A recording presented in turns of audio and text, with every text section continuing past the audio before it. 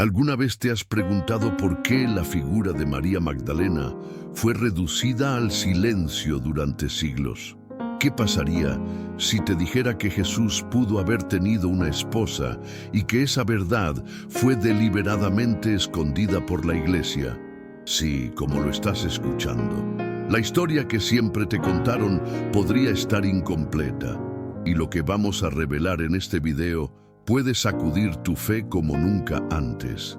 No estamos hablando de teorías sin sentido, sino de evangelios antiguos, textos prohibidos, concilios políticos y decisiones que cambiaron para siempre la imagen del Mesías.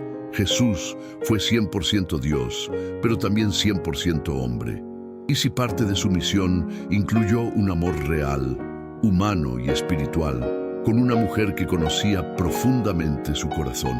Más del 80% de las personas que ven nuestros videos no están suscritas. ¿Eres tú una de ellas? Si valoras la verdad, si sientes que algo dentro de ti quiere respuestas más profundas, suscríbete ahora y quédate hasta el final. Lo que vas a descubrir no es solo historia, es una revelación que puede transformar tu alma para siempre. Prepárate, porque a partir de este momento cruzaremos juntos un umbral de conocimiento espiritual que fue silenciado por siglos. ¿Jesús tuvo una esposa? Esa pregunta ha sido temida, ridiculizada y escondida, pero algunos textos antiguos, evangelios prohibidos y tradiciones silenciadas sugieren que no es tan descabellada como parece. Y en el centro de todo esto está una figura misteriosa, María Magdalena, no como pecadora arrepentida, sino como compañera espiritual.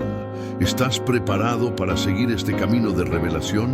Entonces quédate, porque lo que vas a oír puede sacudir tu alma y renovar tu visión de Jesús. En los primeros siglos del cristianismo, la Iglesia no era una estructura poderosa como la conocemos hoy. Eran pequeñas comunidades dispersas, cada una con sus propias tradiciones, textos y formas de entender a Jesús. Había diversidad, pasión espiritual y un anhelo profundo de comprender al Maestro. Pero esa pluralidad también incomodaba, porque en medio de esa riqueza de visiones comenzaron a circular escritos que presentaban un Jesús mucho más humano, cercano, incluso íntimamente ligado a una mujer, María Magdalena.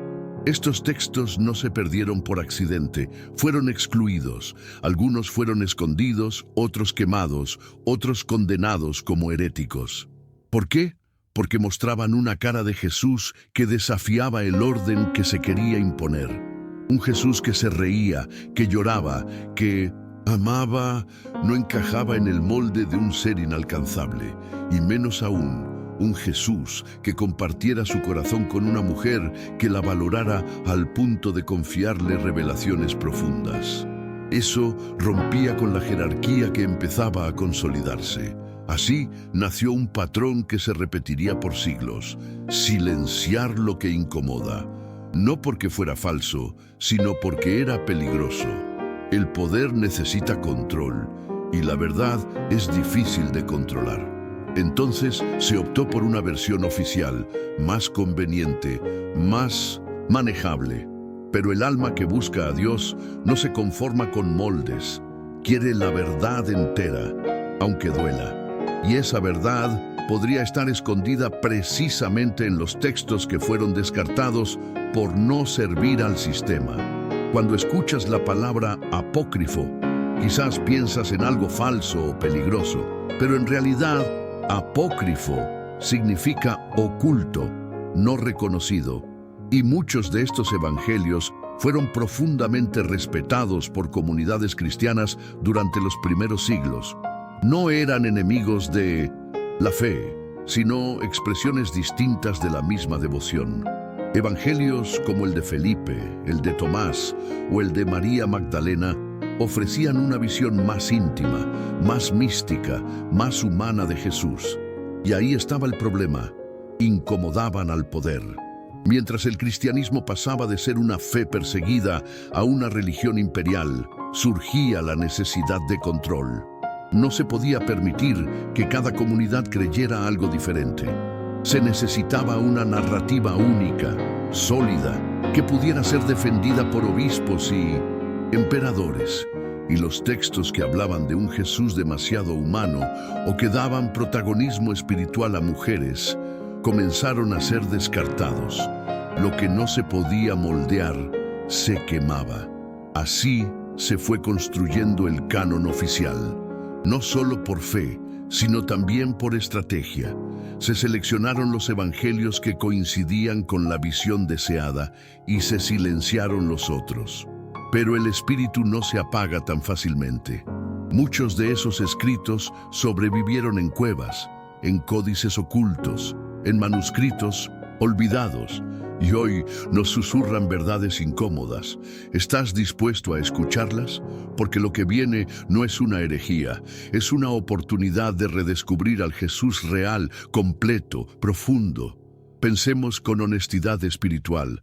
Si creemos que Jesús fue verdadero hombre y verdadero Dios, ¿por qué nos cuesta tanto imaginar que haya amado también como hombre? ¿Acaso no es coherente con su compasión, con su sensibilidad, con su humanidad total?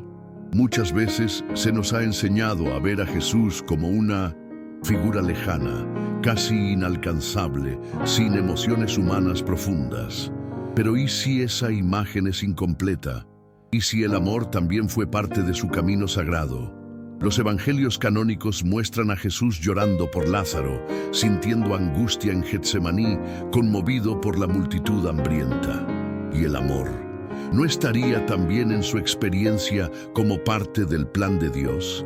Los textos prohibidos, como el Evangelio de Felipe, nos hablan de una cercanía única con María Magdalena, una relación que no solo era afectiva, sino espiritual, simbólica, poderosa.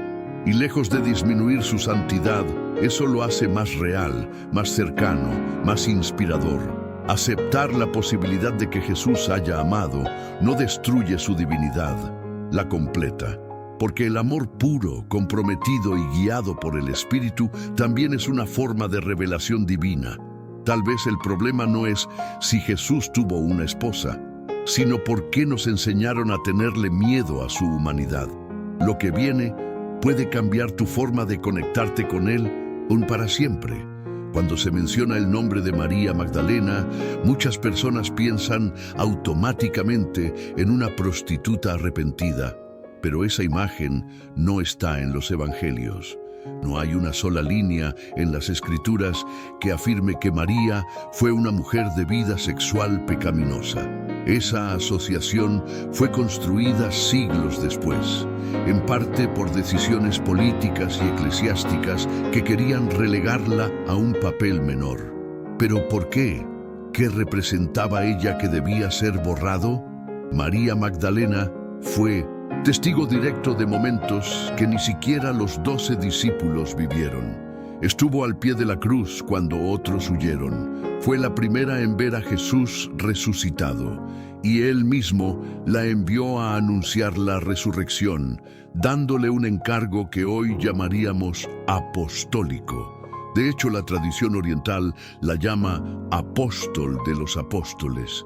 Entonces, ¿cómo pasó de ser una figura central a un estereotipo injusto? La respuesta es incómoda. El liderazgo femenino representaba una amenaza. La figura de una mujer tan cercana a Jesús, espiritualmente empoderada, era demasiado para la estructura patriarcal que se estaba formando. Y así comenzó la transformación de su imagen. Lo que no se podía borrar se deformó, pero la verdad sigue viva, esperando ser restaurada. ¿Estás listo para ver quién fue realmente María Magdalena? Muchos conocen a María Magdalena como una seguidora fiel, pero pocos entienden la magnitud de su papel en la vida de Jesús. Ella no fue una figura secundaria, fue una mujer profundamente conectada al Maestro, tanto en los momentos de gloria como en los de mayor dolor. Ella estuvo allí en la crucifixión, mientras otros huían. Estuvo en el sepulcro al amanecer. y fue la primera en encontrarse con el Cristo resucitado. ¿Por qué ella? ¿Qué vio Jesús en María que no vio en los demás? Según el Evangelio de Juan, Jesús la llama por su nombre, María. Juan 20:16. Ella lo reconoce, lo abraza, lo llama Raboni, que significa maestro amado. Este encuentro no fue casual, fue un acto divino. Y lo más impactante, Jesús la envía a anunciar la resurrección a los discípulos. En términos espirituales, eso la convierte en la primera evangelista del cristianismo. No solo fue testigo, fue mensajera, fue canal. Y si María fue tan especial, ¿por qué su historia fue minimizada? ¿Por qué fue desfigurada por siglos? Tal vez porque su papel real implicaba una conexión más profunda con Jesús. Algunos textos antiguos la llaman su compañera. Otros insinúan una unión espiritual. ¿Y si ella no fue solo una discípula más, sino la persona más cercana al corazón del Mesías? Cuando abrimos los evangelios apócrifos, nos encontramos con una imagen completamente distinta de María Magdalena. En el Evangelio de Felipe se la menciona como la compañera de Jesús. El texto dice: el Salvador la amaba más que a todos los discípulos y la besaba frecuentemente en... El manuscrito está dañado. Aunque la frase incompleta ha causado debate, la intención parece clara. Había un vínculo especial, pero más allá del beso, el peso está en la palabra compañera, que en el copto original sugiere una relación íntima, quizás hasta con connotaciones matrimoniales. El Evangelio de María, por otro lado, la muestra enseñando a los discípulos después de la ascensión de Jesús. Pedro se molesta. ¿Acaso le habló en secreto a una mujer y no a nosotros? Esa pregunta revela más que celos. Revela el conflicto de género ya presente en la comunidad primitiva. Mientras unos buscaban proteger estructuras, otros reconocían en María una fuente de sabiduría espiritual. Estos textos no buscan provocar escándalo, sino mostrar un rostro más completo de Jesús. Uno que no tenía miedo de amar, de confiar en una mujer, de revelarse a través de la ternura. ¿No es acaso más poderoso un Dios que abraza lo humano sin perder lo divino? Para comprender la posible relación entre Jesús y María Magdalena, debemos entender cómo se concebía el amor en el judaísmo del siglo I. El matrimonio no era solo un acuerdo social o familiar, sino una unión espiritual. Existía la creencia del zibug, el alma gemela designada por Dios. Cuando dos almas se encontraban y compartían propósito, se consideraba una unión sagrada, más allá de lo físico. ¿Y si María fue esa alma afín en la vida de Jesús? Los rabinos, en su mayoría, se casaban. Era signo de madurez y obediencia a los mandamientos. El celibato era raro, reservado a sectas aisladas como los esenios. Pero Jesús no vivía apartado. Estaba entre la gente. Comía con pecadores, tocaba a los impuros, lloraba con los dolientes. ¿No sería entonces natural que también amara de forma humana con una conexión profunda y santa? En muchos relatos, María Magdalena comparte con él momentos de intimidad espiritual. Lo unge, lo acompaña, lo llora. Son gestos que en la cultura semita reflejan más que amistad. Hablan de entrega, de consagración, de unidad. Tal vez el silencio en torno a este vínculo no fue por falta de pruebas, sino por temor al poder transformador de ese amor. Imagina por un momento el impacto de aceptar que Jesús tuvo una esposa. No solo cambia la narrativa espiritual, también sacude estructuras enteras construidas sobre una imagen de Jesús célibe, apartado de todo lazo afectivo humano. Porque si Jesús amó como hombre, entonces también enseñó con ese amor. Y eso desafía siglos de teología basada en la negación del cuerpo, del deseo, de la ternura. ¿Y si amar no fue una debilidad, sino una forma divina de revelación? Un Jesús con esposa desmonta el modelo clerical impuesto durante siglos, donde el celibato se convirtió en símbolo de santidad. Se construyó una espiritualidad que glorificó la separación emocional. Y eso justificó muchas estructuras de poder que silenciaron a mujeres, reprimieron emociones y separaron lo sagrado de lo cotidiano.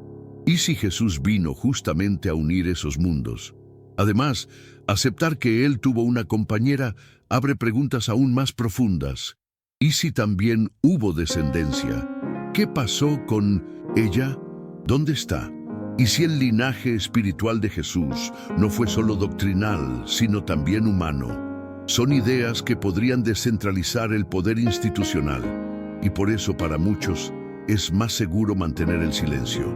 Pero la verdad no puede ser encadenada eternamente.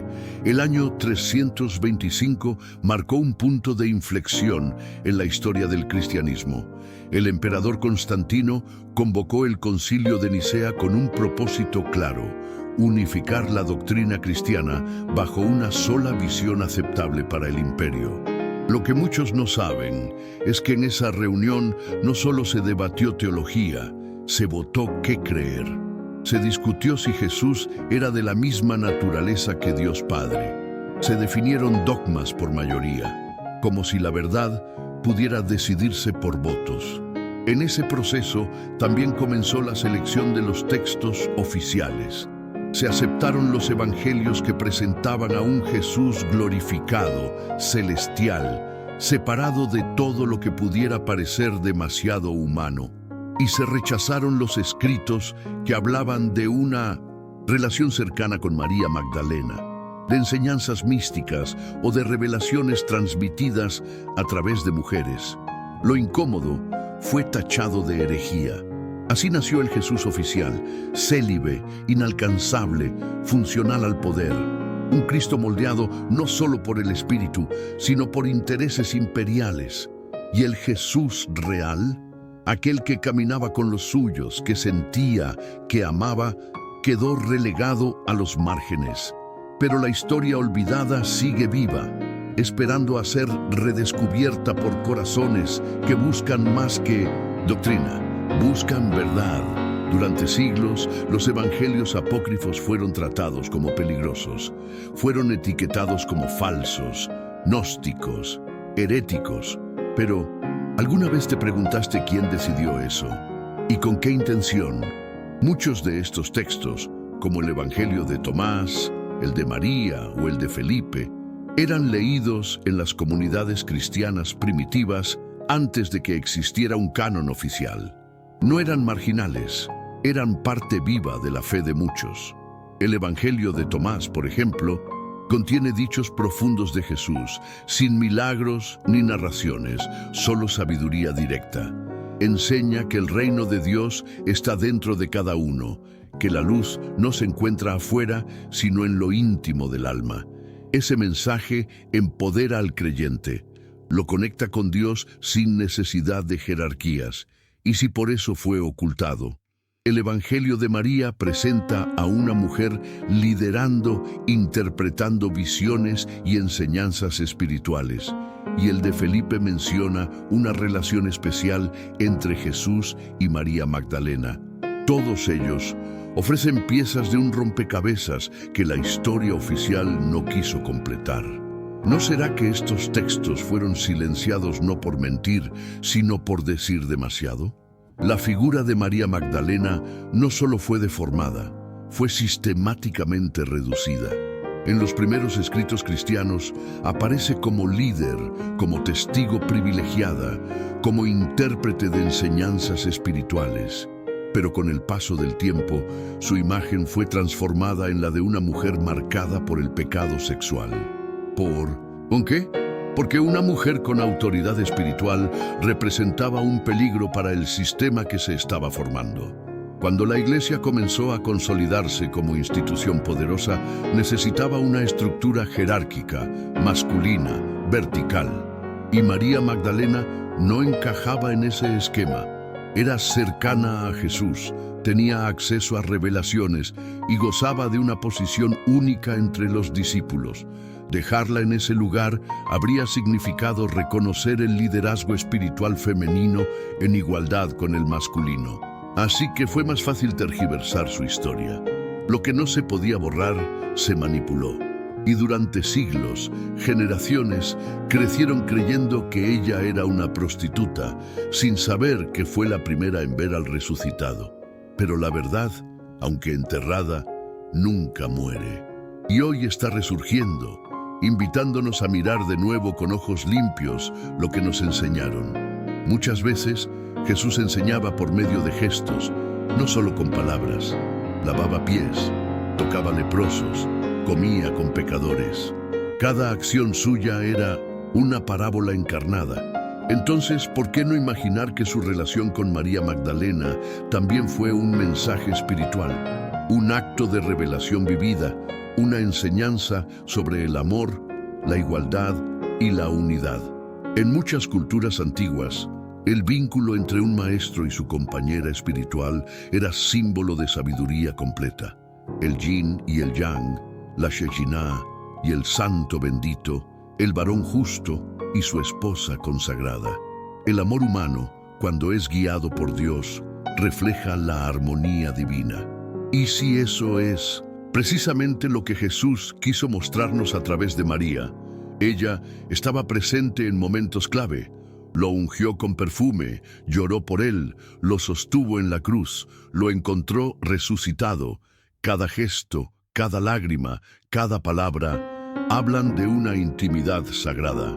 Quizás no fueron marido y mujer en términos legales, pero sí en alma, en propósito, en fidelidad.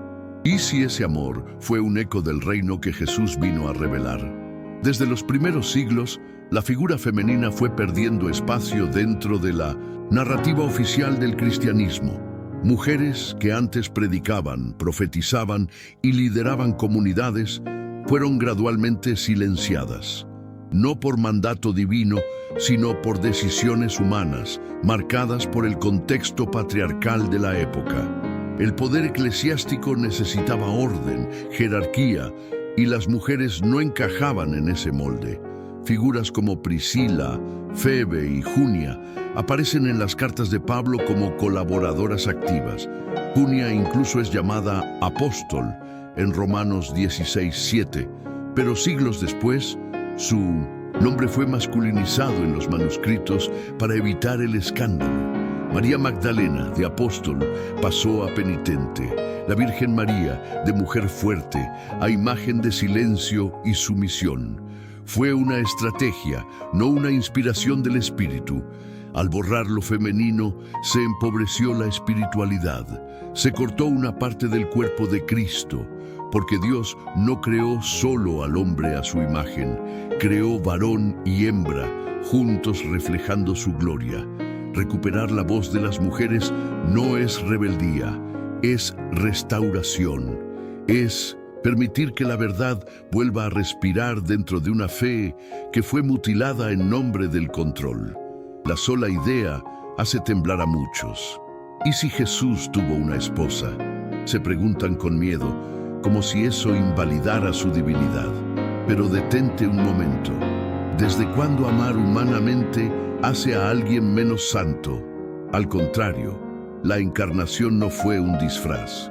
Jesús no solo tomó cuerpo, tomó emociones, vínculos, afectos, y si tuvo una compañera, eso no lo aleja de Dios, lo acerca más a nosotros. Aceptar esta posibilidad no destruye la fe, la libera, porque deja de ser una adoración abstracta y se convierte en una relación con alguien que verdaderamente nos entiende, que supo lo que es amar, sufrir, perder, consolar.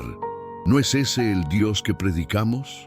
Un Salvador encarnado, cercano, presente en cada experiencia humana.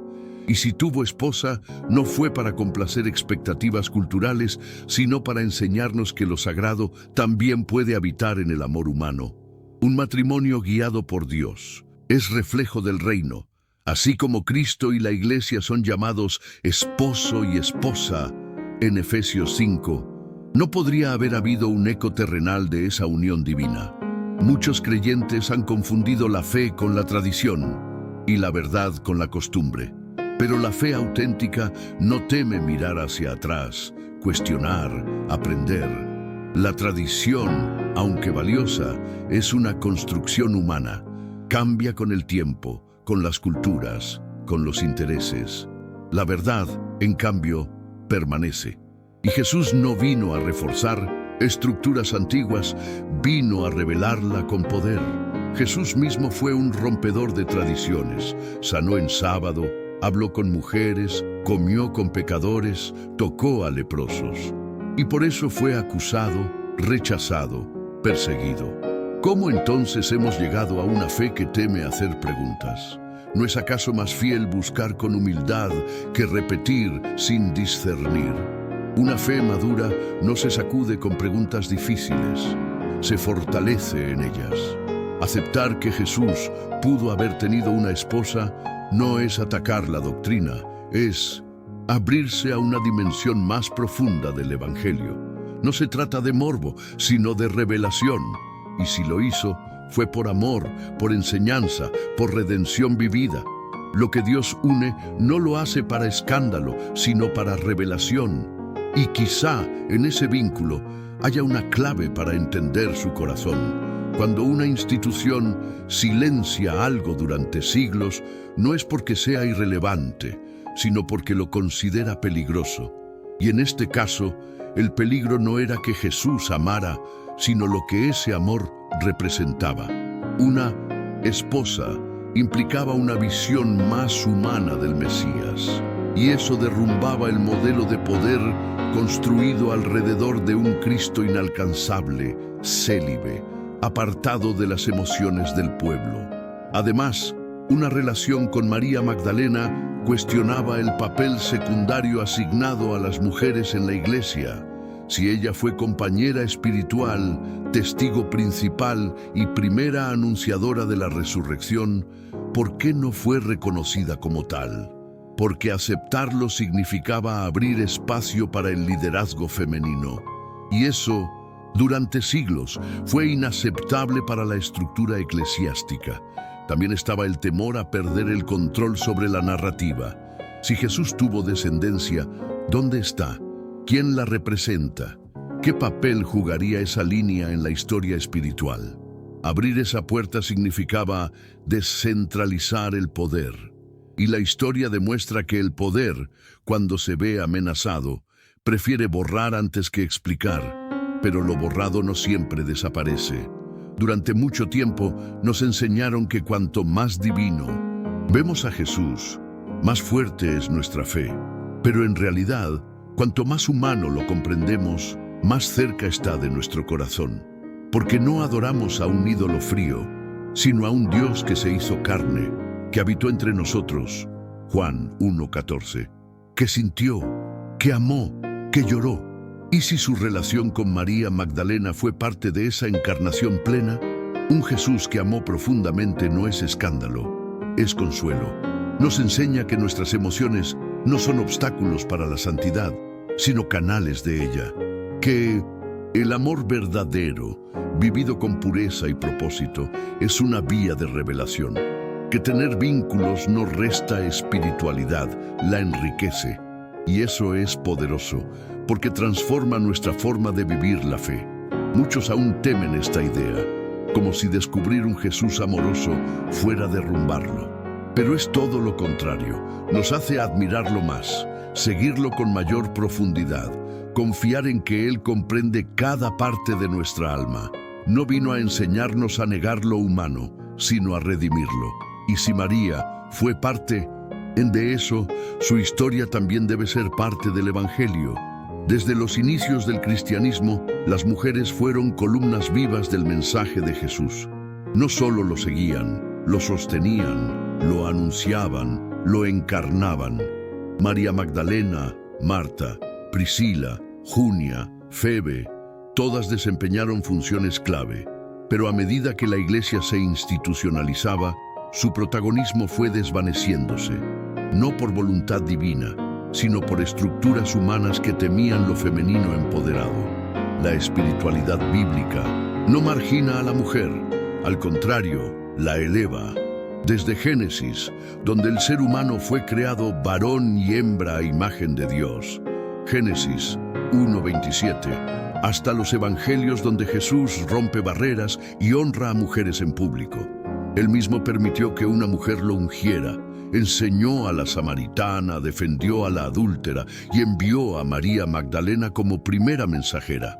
Restaurar su lugar no es modernismo, es fidelidad al evangelio original. Reconocer su rol no es amenaza, es justicia espiritual. Y si María fue la compañera del Maestro, su voz debe ser escuchada de nuevo. Porque cuando la mujer retoma su lugar en la historia de la fe, el reino se equilibra, se expande, se hace más pleno. Y ahora dime, ¿crees que Jesús pudo haber tenido una esposa? ¿Esto cambia tu fe o la hace aún más profunda? Deja tu opinión sincera aquí en los comentarios. Este canal no es un púlpito cerrado, es un espacio de búsqueda, respeto y revelación. Comparte tu experiencia espiritual, tus dudas, tus descubrimientos. Tu voz también cuenta. Si este video tocó tu alma de alguna forma, suscríbete ahora y activa las notificaciones. No te imaginas cuántas verdades han sido ocultas, y lo que viene en los próximos contenidos será aún más impactante. Haz clic en el próximo video que ya está apareciendo en tu pantalla. Créeme, lo que descubrirás allí también puede cambiar tu manera de ver la fe. Un abrazo de luz y sabiduría. Te habló Revelaciones de la Biblia. Nos vemos en la próxima Revelación.